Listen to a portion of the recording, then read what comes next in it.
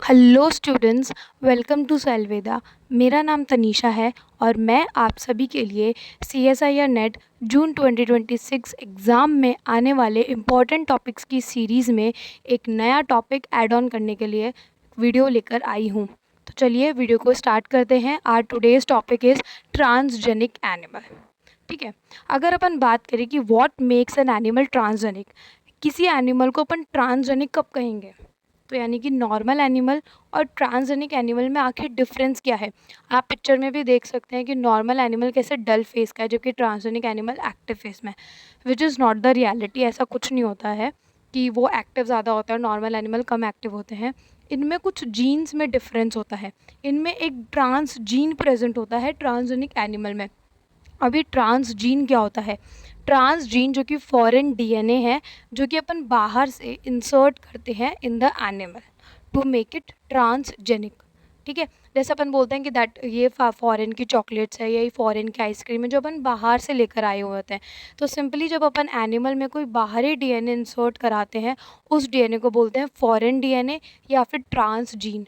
ठीक है, और जिसमें अपन इंसर्ट कराते हैं ऐसे एनिमल को बोलते हैं ट्रांसजेनिक एनिमल। ठीक है, इस प्रोसेस को जेनेटिक इंजीनियरिंग भी बोला जाता है। ट्रांस जीन जो होता है वो हेरिटेबल होना चाहिए, ताकि जिस भी एनिमल में अपन ने उसको इंसर्ट किया है तो वो उसकी ऑफस्प्रिंग में भी प्रेजेंट हो। हेरिटेबल का मतलब होता है ऐसी चीज़ जो ऑफस्प्रिंग में भी पास ऑन हो। तो ट्रांस जीन हेरिटेबल होना चाहिए। ठीक है, अब rules of integration. Transgene को इंटीग्रेट करने के दो रूल्स हैं। पहला germ line transformation and the second one is somatic transformation. Transgene जो कि एक एक्सोजिनस डीएनए है। एक्सोजिनस का मतलब भी बाहरी डीएनए, यानी कि फॉरेन डीएनए जो कि होस्ट जीनोम में इंसर्ट किया जाता है। अब जर्म लाइन ट्रांसफॉर्मेशन का मतलब होता है जब अपन ट्रांसजीन को जर्म सेल के अंदर इंसर्ट कराएं। जर्म सेल्स जो होती है वो हेरिटेबल होती है, यानी कि वो ऑफस्प्रिंग प्रोड्यूस करने में हेल्पफुल होती है। ठीक है, तो जर्म सेल में जो भी जीन होगा वो ऑफस्प्रिंग में भी प्रेजेंट होगा। इसलिए जो जर्म लाइन ट्रांसफॉर्मेशन है वो हेरिटेबल ट्रांसमिशन है। इसके अंदर अपन जो भी जीन इंसर्ट करेंगे वो ऑफस्प्रिंग में भी प्रेजेंट होगा, उनमें पास ऑन होगा। तो जो बेस्ट मेथड है वो जर्म लाइन ट्रांसफॉर्मेशन है। सेकेंड वन है सोमेटिक सेल ट्रांसफॉर्मेशन। ये नॉन हेरिटेबल है, क्यों? क्योंकि इसके अंदर अपन सोमेटिक सेल में जीन को इंसर्ट कराते हैं, और सोमेटिक सेल जो होती है उनके जीन हेरिटेबल नहीं होते। ठीक है, वो ऑफस्प्रिंग में पास ऑन नहीं होते। तो सोमेटिक सेल का जो ट्रांसफॉर्मेशन है वो नॉन हेरिटेबल ट्रांसफॉर्मेशन है। नेक्स्ट अपन बात करते हैं मेथड्स ऑफ प्रोडक्शन कि ट्रांसजेनिक एनिमल्स बनाने के क्या क्या मेथड है। तो टोटल 5 मेथड है। First one is pronuclear microinjection, जिसके अंदर अपन मेल प्रो न्यूक्लियस में डीएनए को इंसर्ट कराते हैं। Second one is embryonic stem cell mediated transfer, जिसके अंदर अपन एम्ब्रियोनिक स्टेम सेल का यूज़ करते हैं टू ट्रांसफ़र द ट्रांसजीन और to produce transgenic animals. Third one is retroviral vector method. Fourth one is CRISPR-Cas9 genome editing, and the fifth one is somatic cell nuclear transfer technique. तो आपका technique number 1 pro nuclear microinjection, जिसके अंदर अपन DNA को directly mail pronucleus में inject कराते हैं of the fertilised egg. मैं आप सभी के लिए शॉर्ट नोट्स लेकर आती हूँ और ऐसे डायग्राम लेकर आती हूँ ताकि आपको ईजिली याद हो। ठीक है, तो जो मैं एक एक लाइन इसमें बोलूँगी वो एक एक लाइन याद करने की है। तो मैंने अभी क्या बोला कि डीएनए को मेल प्रो न्यूक्लियस में इंजेक्ट कराया जाता है ऑफ फर्टिलाइज्ड एग। तो एग क्या होगा? फर्टिलाइज्ड होगा, तभी तो उसमें मेल प्रो न्यूक्लियस प्रेजेंट होगा, और अपन उसको उस डीएनए को उस मेल प्रो न्यूक्लियस में इंसर्ट कराएंगे वाया माइक्रो इंजेक्शन। ठीक है, ये जो होता है इसकी एफिशिएंसी बहुत कम होती है, 1 to 5% ही होती है इसकी एफिशिएंसी। इसके अंदर जो प्रो न्यूक्लियर माइक्रो इंजेक्शन है, इसमें जो इंटीग्रेशन होता है ट्रांसजीन का वो रैंडम होता है। तो पोजिशनल जो इफेक्ट होता है वो भी, उसके भी चांसेस बढ़ जाते हैं। रैंडम इंटीग्रेशन मतलब कि वो जीन कहीं भी डीएनए के किसी भी पार्ट में जाके इंसर्ट हो जाएगा। ठीक है, हो सकता है कि वो हेट्रोक्रोमेटिन वाले पार्ट में चला जाए या ऐसे पार्ट में जहाँ उसको नहीं जाना चाहिए। ठीक है, तो वो जीन एक्टिव ही नहीं होगा, तो इसलिए इसकी एफिशिएंसी बहुत कम होती है, रैंडम इंटीग्रेशन होता है, और क्या होता है, एफिशिएंसी बहुत ही कम होती है। तो आपको ध्यान रखना है, प्रो न्यूक्लियर माइक्रो इंजेक्शन में मेल प्रो न्यूक्लियस में डीएनए को इंजेक्ट कराया जाता है ऑफ फर्टिलाइज्ड एग। दूसरी चीज़, इसके अंदर रैंडम इंटीग्रेशन होता है, जिसकी वजह से इसकी एफिशिएंसी जो होती है वो कम होती है, और पोजिशनल इफेक्ट के चांसेस इंक्रीज हो जाते हैं। ठीक है, next is embryonic stem cell mediated transfer. इसके अंदर अपन डीएनए को एम्ब्रियोनिक स्टेम सेल के अंदर इंसर्ट कराते हैं via homologous recombination. Homologous recombination का मतलब टारगेटेड इंसर्शन होता है। ठीक है, जहाँ पे भी अपन को लगेगा कि ये जो अपना डीएनए है उसकी थोड़ी बहुत सिमिलैरिटी मिल रही है, वहीं जाके वो इंसर्ट हो जाएगा। तो इसके अंदर टारगेटेड इंसर्शन होता है, तो जो एफिशिएंसी होती है वो इंक्रीज़ हो जाती है।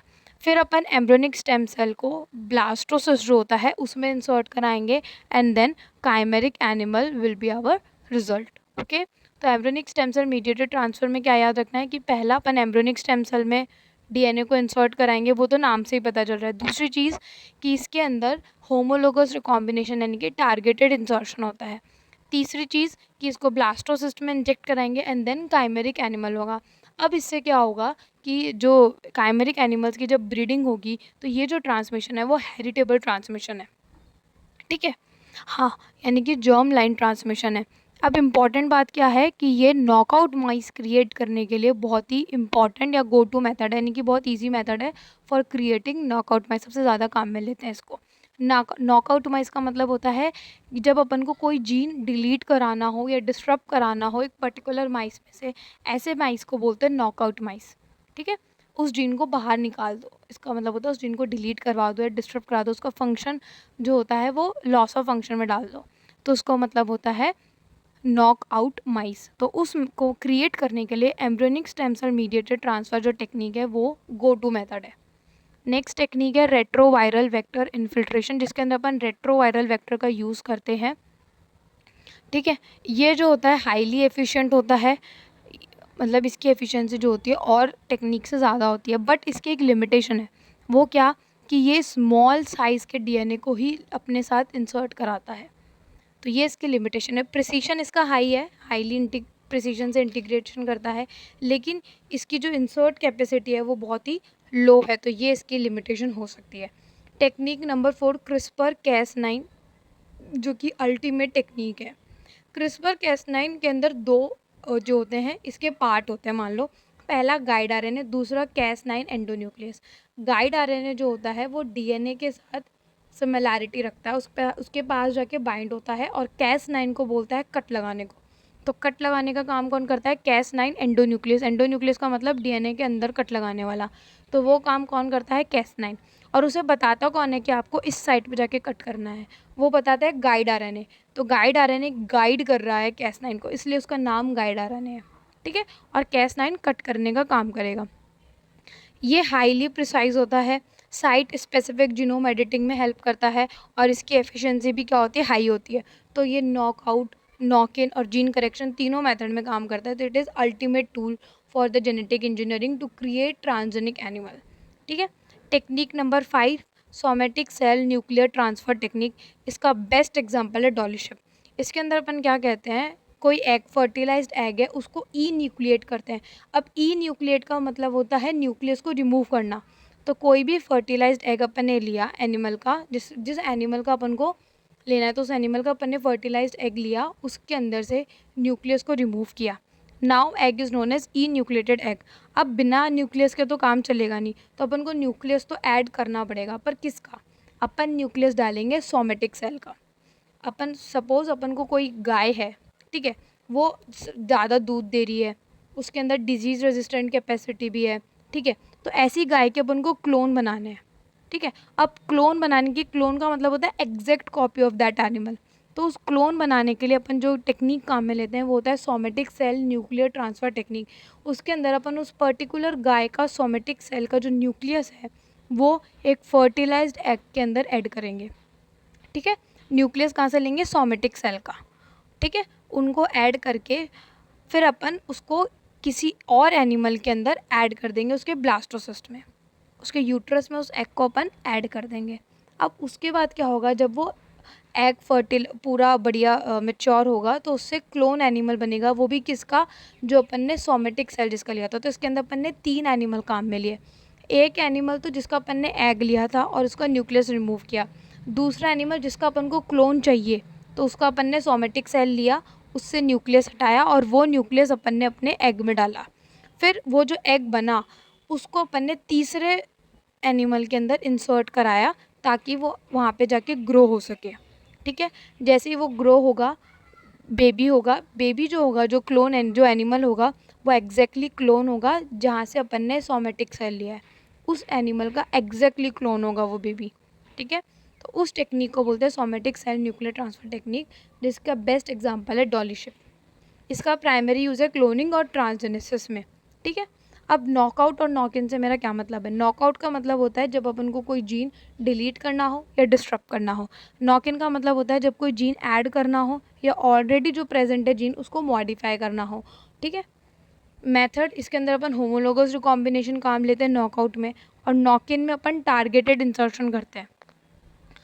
फिर है नॉकआउट का मतलब होता है लॉस ऑफ फंक्शन, क्योंकि अपन उस जीन को डिलीट कर रहे हैं तो उसका अपन फंक्शन लॉस कर रहे हैं, तो उसको बोलते हैं लॉस ऑफ फंक्शन।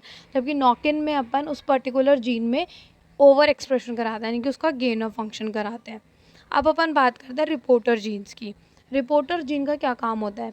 ये जब अपन ने मान लो कोई पर्टिकुलर ट्रांसजीन है, वो उस एनिमल के अंदर एक्सप्रेस हो रहा है नहीं हो रहा है, वो अपना काम कर रहा है नहीं कर रहा है, तो उसका पता लगाने के लिए अपन रिपोर्टर जीन भी उसके साथ भेजते हैं। रिपोर्टर जीन जो कि अपन को रिपोर्ट देता है कि हाँ ये जीन इस एनिमल में काम कर रहा है, आपने सही इंसर्ट कराया है। रिपोर्टर जीन का ये काम होता है। इसके एग्जाम्पल है ग्रीन फ्लोरोसेंट प्रोटीन या फिर लेगजेड। ग्रीन फ्लोरोसेंट प्रोटीन जो कि आप डायग्राम में भी देख सकते हैं, जब अपन ये टारगेटेड जीन यानी कि अपना जो ट्रांस जीन है उसके साथ इंसर्ट कराते हैं और जब विजिबल लाइट में देखेंगे तो वो ग्रीन ग्रीन फ्लोरोसेंट शो करेगा। अगर वो ग्रीन फ्लोरोसेंट शो कर रहा है इसका मतलब कि जीन एक्सप्रेस हुआ है। अगर वो ग्रीन फ्लोरोसेंट शो नहीं कर रहा है इसका मतलब जीन काम नहीं कर रहा, जीन एक्सप्रेस नहीं हुआ। ठीक है, लेगजेड जो कि अपन ब्लू वाइट स्क्रीनिंग में काम लेते हैं। अब इसकी एप्लीकेशन क्या है? ट्रांसजेनिक एनिमल्स के क्या क्या एप्लीकेशन है? तो first is gene function analysis. Basic research के अंदर अपन काम कर सकते हैं कि कौन सा जीन कैसे काम कर रहा है। अगर अपन इसका ओवर एक्सप्रेशन कराएंगे तो इससे क्या होगा, अगर लॉस ऑफ फंक्शन कराएंगे तो क्या होगा। एग्रीकल्चर इम्प्रूवमेंट में भी इसका रोल है। डिजीज़ मॉडल्स, जैसे कि मान लो कोई पर्टिकुलर डिजीज़ के अगेंस्ट अपन को एंटीबॉडी बनानी हो, कुछ भी बनानी हो, तो उसके अंदर भी ये काम में लिया जाता है ट्रांसजेनिक एनिमल्स। नेक्स्ट है जीनो ट्रांसप्लांटेशन, यानी कि हूबहू ह्यूमन ऑर्गन बनाने के लिए भी ये टेक्निक काम में ली जाती है ताकि अपन ह्यूमन ऑर्गन बना सके और ट्रांसप्लांटेशन कर सके, उसको बोलते हैं जीनो ट्रांसप्लांटेशन। ठीक है, बायो फार्मिंग में इसका क्या रोल है? बायो फार्मिंग में अपन ट्रांसजेनिक एनिमल को यूज़ करते हैं as a living factories to produce therapeutic human proteins in their milk. उनके मिल्क के अंदर अपन जो ह्यूमन प्रोटीन्स है, ठीक है, उनको प्रोड्यूस करने के लिए ट्रांसजेनिक एनिमल को काम में लेते हैं as a living factory.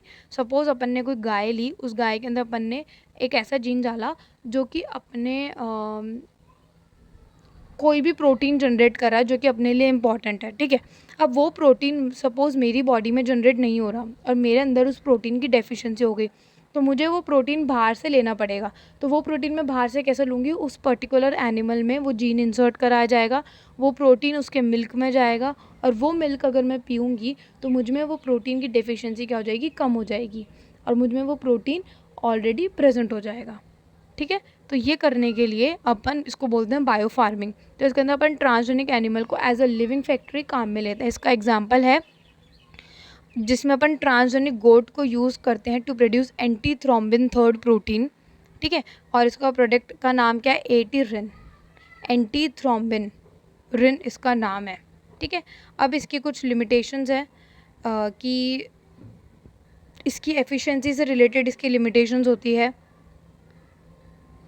Low efficiency होती है, रैंडम इंसर्शन की वजह से पोजिशनल इफेक्ट हो सकता है। मैंने आपको बताया जैसे हेट्रोक्रोमेटिन वाले डीएनए में चला गया तो वो जीन एक्टिवेट ही नहीं होगा बिकॉज ऑफ रैंडम इंटीग्रेशन और पोजिशनल इफेक्ट। इसके अंदर मोज़ैकिज्म देखने को मिल सकता है। मोज़ैकिज्म का मतलब होता है एक पर्टिकुलर बॉडी दो डिफरेंट जीन शो कर रही है। जो इसके अंदर नॉर्मल जीन है वो तो वो शो कर ही रही है, साथ में जो अपन ने ट्रांसजीन डाला है वो भी शो कर रही है, उसको बोलते हैं मोज़ैकिज्म। जब दो डिफरेंट चीज़ें शो करे कोई भी एक एनिमल, जो दो डिफरेंट फिनोटाइप शो करे उसको बोलते हैं मोज़ैकिज्म। ठीक है, तो वो भी हो सकता है, और इसकी फाइनेंशियल कॉस्ट बहुत ज़्यादा होती है, यानी कि एक्सपेंसिव बहुत है ये टेक्निक। एथिक क्या है? Animal welfare concern. कुछ ही एनिमल पे अपन ये चीज़ें ट्राई कर सकते हैं, हर कोई एनिमल पे ट्राई नहीं कर सकते, और मोस्ट इम्पॉर्टेंट ह्यूमन के ऊपर अपन ये चीज़ें ट्राई नहीं कर सकते। ह्यूमन के अंदर स्ट्रिक्टली बैन है। हो सके कि कई लोग ऐसे सोचे कि मुझे तो शेर जैसी ताकत आ जाए, ऐसा नहीं हो सकता। ह्यूमंस के अंदर ये स्ट्रिक्टली बैंड है। अगर ह्यूमन के अंदर भी करने लग जाएंगे तो कोई भी शेर जैसी ताकत ले लेगा, कोई खुद का प्रोटीन बनाने लग जाएगा, खुद ही इतनी हाई प्रोडक्शन ऑफ एंटीबॉडी करने लग जाएगा। तो इससे क्या होगा कि जो ह्यूमंस का जो नेचुरल बॉडी है वो डिस्टर्ब हो जाएगी। तो इसलिए ह्यूमंस के अंदर उनको स्ट्रिक्टली बैन किया जाता है। तो यहाँ पे अपना ट्रांसजेनिक एनिमल का टॉपिक कंप्लीट होता है। अगर आपको कोई भी पांचों टेक्निक में से किसी भी एक सिंगल टेक्निक समझ नहीं आई हो और उस पर कोई वीडियो चाहिए हो तो आप मुझे ज़रूर कमेंट सेक्शन में बताएं। ऐसी और वीडियोस देखने के लिए सेलविदा को सब्सक्राइब करें। और अगर आपको ये वीडियो पसंद आई तो please do like, comment and share it to your another CSI या नेट एस्पायरिंग फ्रेंड्स, ठीक है, ताकि वो भी इस वीडियो को देख सकें और इजीली लर्न कर सकें। ऐसी और वीडियोस देखने के लिए सेलविदा को सब्सक्राइब करें। Thank you for watching.